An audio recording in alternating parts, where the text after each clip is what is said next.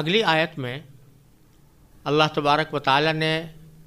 یہودیوں کی ان شرارتوں کا اصل سبب بیان فرمایا ہے کہ وہ کیوں مسلمانوں کو ستانے کے لیے مختلف سازشیں یا مختلف کارروائیاں کرتے رہتے ہیں۔ فرمایا کہ اصل سبب ان کی اس ایذا رسانی کا یہ ہے کہ وہ ہرگز یہ نہیں چاہتے کہ اللہ تعالیٰ کی طرف سے کوئی بھلائی کی چیز یعنی نبوت اور رسالت یا شریعت اللہ تعالیٰ کی طرف سے مسلمانوں پر نازل ہو۔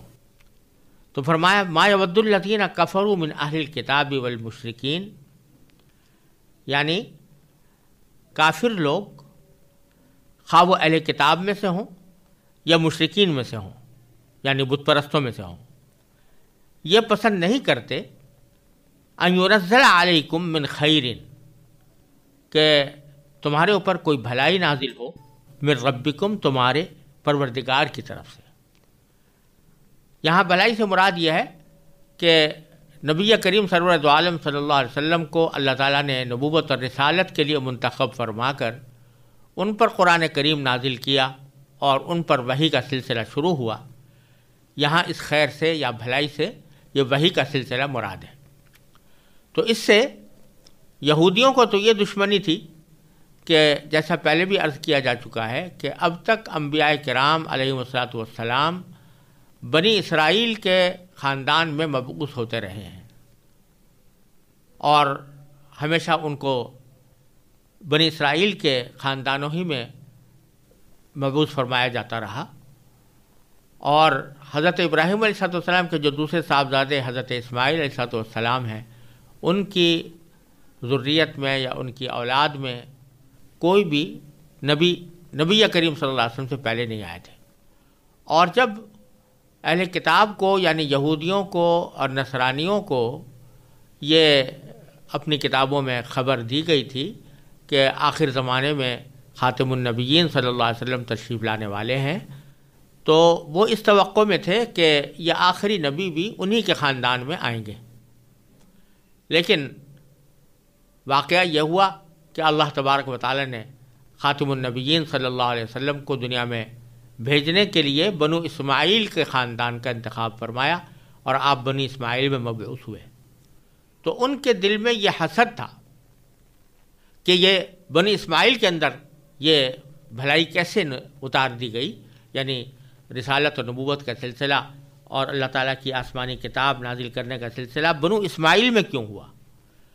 تو ان کو تو یہ حسد تھا، اور وہ جو بت پرست مشرکین ہیں وہ اگرچہ حضرت ابراہیم علیہ السلام کو اپنا پیشوا مانتے تھے، اور پیشوا ماننے کا مطلب بظاہر یہی تھا کہ وہ ان کو مانتے تھے کہ وہ اللہ تعالیٰ کے بھیجے ہوئے پیغمبر ہیں، لیکن ان کو اعتراض یہ تھا کہ اللہ تعالیٰ کو اگر پیغمبر بھیجنا تھا تو وہ کسی بڑے سردار کے اوپر کیوں نہیں نازل کیا گیا، لولا انزل ھذا القرآن علی رجل من القریتین عظیم، جیسا قرآن کریم نے دوسری جگہ فرمایا کہ یہ قرآن ان دو بستیوں میں سے یعنی مکہ اور طائف کی بستیوں میں سے کسی بڑے سردار کے اوپر، بڑے آدمی کے اوپر کیوں نازل نہیں ہوا۔ تو ان کو یہ حسد تھا کہ اللہ تعالیٰ نے اپنی نبوت اور رسالت کو نازل کرنے کے لیے نبی کریم سرور دو عالم صلی اللہ علیہ وسلم کو منتخب فرمایا اور وہ اس سے محروم رہ گئے۔ تو اللہ تعالیٰ فرما رہے ہیں کہ یہ کافر لوگ خواہ اہل کتاب میں سے ہوں یا مشرکین میں سے ہوں، یہ پسند نہیں کرتے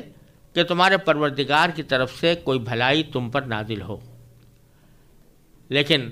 ان کی اس خواہش کی حماقت ظاہر کرنے کے لیے اللہ تعالیٰ نے آگے فرمایا کہ واللہ یختص برحمتہ من یشاء،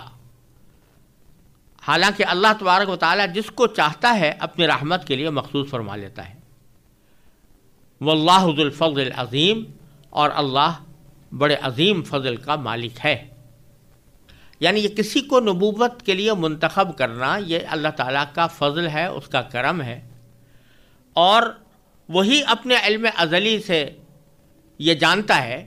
کہ کس کو اس کام کے لیے منتخب کیا جانا چاہیے، کس پر یہ اللہ تعالیٰ کا فضل نازل کرنا چاہیے۔ ان لوگوں کے ذاتی قیاسات اور ذاتی خواہشات کی بنیاد پر تو کسی کو نبی یا رسول منتخب نہیں کیا جا سکتا، نہ اس کے اوپر رسالت کا سلسلہ جاری کیا جا سکتا ہے، نہ اس پر کتاب اتاری جا سکتی ہے۔ یہ تو اللہ تبارک و تعالیٰ ہی فیصلہ کرتے ہیں کہ اپنی رحمت کو یعنی اپنی نبوت کو جس سے چاہیں مخصوص فرما دیں، لہذا ان کو یہ حسد کرنے کا یا یہ اعتراض کرنے کا کوئی حق حاصل نہیں ہے۔ پھر اگلی آیت میں یہودیوں کی پھیلائی ہوئی ایک اور غلط فہمی کی تردید مقصود ہے، اور وہ غلط فہمی یہ تھی کہ یہودیوں نے مسلمانوں پر یہ اعتراض کیا تھا کہ دیکھو تورات کے اندر بہت سے احکام ہمیں دیے گئے تھے، اور اب جب نبی کریم سرور دو عالم صلی اللہ علیہ وسلم تشریف لائے ہیں اور آپ کی شریعت اتاری گئی ہے، قرآن نازل کیا گیا ہے، تو اس میں بہت سے وہ احکام جو ہماری تورات کے اندر مذکور تھے وہ بدل دیے گئے ہیں، وہ احکام یہاں موجود نہیں ہیں۔ اور اس کے علاوہ خود اسلام کے آنے کے بعد جب نبی کریم سرور دو عالم صلی اللہ علیہ وسلم نے اسلام کی دعوت دینی شروع کی تو اس وقت سے مسلمانوں کو مختلف قسم کے حالات کا سامنا کرنا پڑا، اور مختلف حالات کے لحاظ سے اللہ تبارک و تعالی احکام میں تدریجاً تبدیلی بھی لاتے رہے، کیونکہ ظاہر بات ہے کہ ایک حکم کسی خاص حالت کے اندر مناسب ہوتا ہے، بعض اوقات دوسری حالت کے وقت میں وہ مناسب نہیں ہوتا، تو اللہ تبارک و تعالی نے بعض اوقات اپنے احکام میں تبدیلی بھی فرمائی، یعنی جو حکم ایک خاص وقت تک کے لیے تھا اس کو اس وقت کے ختم ہونے کے بعد بدل دیا اور دوسرا حکم آ گیا۔ کی واضح مثال یہ ہے کہ جب تک آپ مکہ مکرمہ میں تھے تو جگہ جگہ آپ دیکھیں گے کہ اللہ تبارک و تعالی نے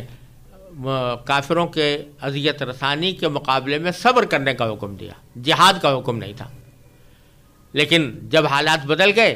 اور مسلمان مدینہ منورہ پہنچ گئے تو وہاں پر مسلمانوں کی تربیت مکمل ہو گئی، تو اس کے بعد پھر جہاد کے احکام بھی آ گئے۔ تو اسی طرح پہلے قبلہ کسی اور طرف تھا، بعد میں قبلہ کسی اور طرف کر دیا گیا، یا شروع میں بعض چیزیں حرام نہیں کی گئی تھیں، شراب حرام نہیں کی گئی تھی، لیکن بعد میں شراب کو حرام کر دیا گیا۔ اس طرح کی بہت سی تبدیلیاں اللہ تبارک و تعالی اپنے حکمت اور مصلحت کے تحت خود اسلامی شریعت میں بھی فرماتے رہے، اور قرآن کریم کی آیات میں سے بعض آیتیں ایسی ہیں کہ جن میں جو حکم دیا گیا تھا بعد میں اس کو بدل دیا گیا۔ تو یہودی لوگ یہ اعتراض کرتے تھے کہ یہ اگر اللہ تبارک و تعالی قادر مطلق ہے اور حکیم مطلق ہے تو پھر اس کے احکام میں یہ تبدیلیاں کیوں ہو رہی ہیں؟ جو تورات کے احکام تھے قرآن نے آ کر ان کو کیوں منسوخ کر دیا؟ یا قرآن کے اندر بھی جو مختلف حالات میں احکام آئے ہیں ان میں کیوں تبدیلیاں ہو رہی ہیں؟ تو یہ اعتراض کیا جاتا تھا یہودیوں کی طرف سے، اور یہودی اس اعتراض کو خود مسلمانوں کے اندر پھیلاتے تھے۔ تو اس کی تردید میں اللہ تبارک و تعالی نے یہ آیت کریمہ نازل فرمائی، جو اس میں فرمایا کہ ما ننسخ من آیت او ننسہا، ہم جب بھی کوئی آیت منسوخ کرتے ہیں یا اسے بھلا دیتے ہیں۔ دو چیزیں بیان فرمائی، ایک تو یہ کہ کسی آیت کو منسوخ کیا گیا یعنی اس کا حکم بدل دیا گیا، جو حکم پہلے تھا اس میں تغیر واقع کر دیا گیا، اور دوسری صورت یہ بیان فرمائی کہ او ننسہا،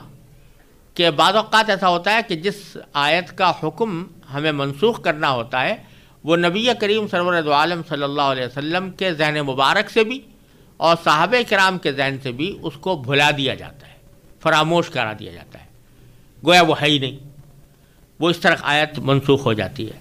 تو یہ دونوں صورتوں میں باری تعالیٰ فرماتے ہیں ما ننسخ من آیت،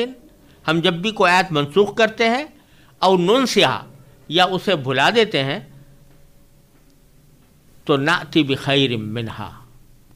او مثلہا، تو ہم اس سے بہتر یا اس جیسی آیت لے آتے ہیں، یعنی اسے بہتر حکم جو اس آنے والے حالات کے اندر زیادہ بہتر ہو، اور یا کم از کم اتنا ہی بہتر ہو جتنا کہ پہلا حکم تھا، وہ لے آتے ہیں۔ اور اس ساری چون و چرا کو ایک جملے سے اللہ تعالیٰ نے ختم فرما دیا کہ علم تعلم ان اللہ علی کل شیء قدیر، کیا تمہیں یہ معلوم نہیں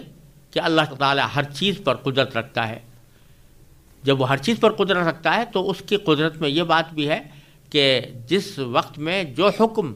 اس کی حکمت مطابق ہو وہ جاری رکھا جائے، اور جس وقت وہ مناسب نہ رہے تو اس کے بدلے میں دوسرا حکم نازل فرما دے۔ یہ تو عین مصلحت کا تقاضا ہے، عین حکمت کا تقاضا ہے، کیونکہ حالات ہمیشہ یکساں نہیں رہتے، حالات کے اندر تبدیلیاں آتی رہتی ہیں۔ ان حالات کی تبدیلیوں میں اگر کوئی حکم بدل جاتا ہے تو یہ حکمت کے عین مطابق ہے۔ جیسے مثلا ایک ڈاکٹر ہے یا طبیب اور معالج ہے، وہ کسی خاص حالت میں مریض کے لیے کوئی دوا تجویز کرتا ہے، لیکن اس کو پتہ ہوتا ہے کہ فلاں وقت تک یہ دوا کارآمد ہوگی، جب وہ وقت گزر جائے گا تو اس کو نئی دوا دوسری دینی پڑے گی، تو وہ اس دوا کو تبدیل کر دیتا ہے۔ اسی طرح اللہ تبارک و تعالی بھی اپنے احکام میں نسخ فرماتے ہیں، اور وہ عین حکمت پر مبنی ہوتا ہے۔ یہودی اس کو بدا کہتے تھے، یعنی یہ کہتے تھے کہ یہ تو ایسا ہو گیا کہ پہلے اللہ تبارک و تعالیٰ کو کسی چیز کی اچھائی معلوم نہیں تھی معاذ اللہ، اب اس کو اچھائی معلوم ہو گئی تو اس نے دوسرا حکم دے دیا۔ تو یہ بالکل جاہلانہ بات تھی، اس واسطے کہ یہ بات یہ نہیں ہے کہ اللہ تعالیٰ کو پہلے معلوم نہیں تھا اور اب معلوم ہو گیا۔ اللہ تعالیٰ کو پہلے ہی معلوم تھا کہ کون سا حکم کس وقت تک کارآمد اور مفید اور مناسب ہے،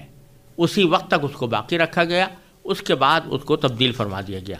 تو یہ حکمت اللہ تعالیٰ نے بیان فرمائی ہے کہ الم تعلم ان اللہ علی کل شیء قدیر، کیا تمہیں معلوم نہیں کہ اللہ تبارک و تعالیٰ ہر چیز پر قادر ہے؟ الم تعلم ان اللہ لہ ملک السماوات والارض، کیا تمہیں یہ معلوم نہیں کہ اللہ وہ ذات ہے کہ آسمانوں اور زمین کی سلطنت تنہا اس کی ہے، اسی کی ہے۔ اور وما لکم من دون اللہ من ولی ولا نصیر، اور اللہ کے سوا نہ کوئی تمہارا رکھوالا ہے نہ مددگار ہے۔ جب وہی رکھوالا ہے، وہی مددگار ہے، تو وہی جانتا ہے کہ تمہارے لیے کون سی چیز کس وقت تک مناسب ہے اور کس وقت کے بعد وہ نامناسب ہو جائے گی۔